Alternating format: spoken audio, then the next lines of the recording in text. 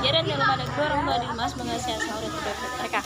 Nah, jadi pada malam hari ini aku bakal presentasiin apa pelajaran Quran hadis. Di sini aku bakal jelasin tentang kompetisi kebaikan. Nah, jadi langsung aja ya. Jadi di sini aku bakal jelasin tentang surat Al-Baqarah ayat ke-148, surat Al-Fatir ayat ke-32, sama surat An-Nahl ayat ke-97. Nah, jadi surat Al-Baqarah ayat 148 itu berisi mengandung penjelasan tentang apa setiap agama itu memiliki kiblatnya masing-masing. Tapi kita tuh jangan terlena karena kiblat itu gitu. Nah, terus habis itu Allah juga memerintahkan kita untuk berlomba-lomba dalam melaksanakan kebaikan. Contohnya, misalkan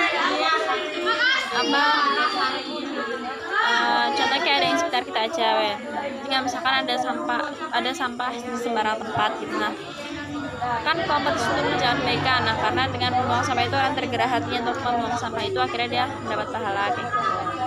Nah, terus habis itu pokoknya kita tuh harus memperbanyak melakukan kebaikan. Terus habis itu Allah itu akan mengumpulkan manusia dimanapun mereka berada. Jadi intinya pokok manusia itu tidak lepas dari kekuasaan Allah. Dan pada ayat terakhir surat Al-Baqarah ayat 148 itu menjelaskan bahwa Allah itu maha kuasa atas segala sesuatu. Nah, terus habis itu kita masuk ke surat Al-Fatir ayat 32. Surat Al-Fatir ayat 32 itu menjelaskan tentang bahwa Allah itu mewariskan kepada setiap Al-Quran yang membenarkan kitab-kitab sebelumnya, dan adapun umat yang telah diberikan kitab-kitab. Nah, tapi di antara mereka itu ada 3 golongan. Yang pertama itu ada orang yang zolim. Jadi emang dia tuh zolim, nggak mau berbuat kebaikan sama sekali. Dia meninggalkan yang wajib dan mengerjakan yang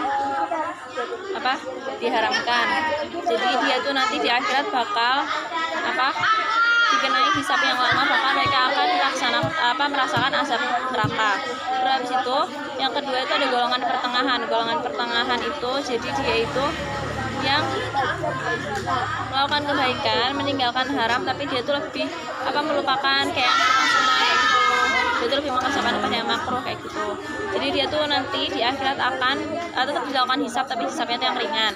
Terus habis itu yang ketiga ini adalah golongan yang melakukan kebaikan dengan izin Allah. Jadi dia tuh nanti akan masuk surga tanpa hisab.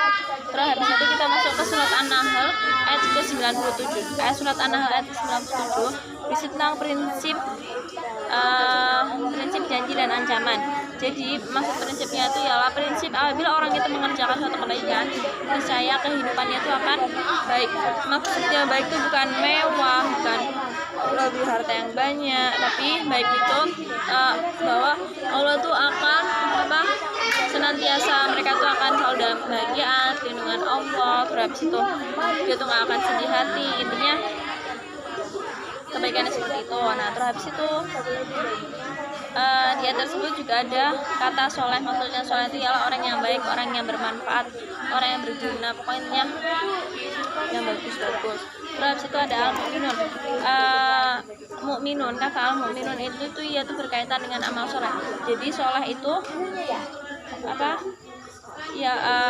soleh itu berkaitan dengan mu'minun. Nah, mu'minun itu ialah penilaian amal. Jadi kayak misalkan kalian itu bersegera nggak dalam melakukan kebaikan itu, dalam melakukan amal soleh itu.